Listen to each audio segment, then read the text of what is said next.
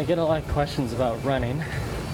One of them is, how do you know how far to push yourself? Well, I always wear a heart rate monitor.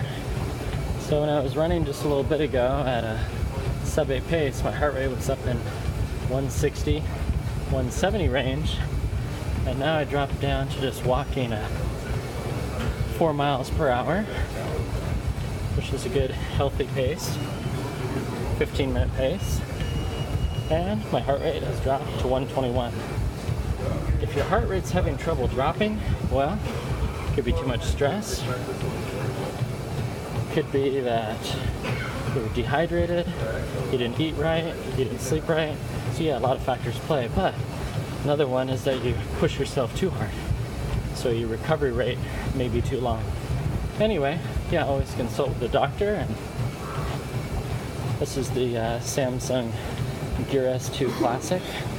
They'll monitor your distance, your sleep, your steps, your heart rate, help you manage your diet, all that fun stuff. Good luck today.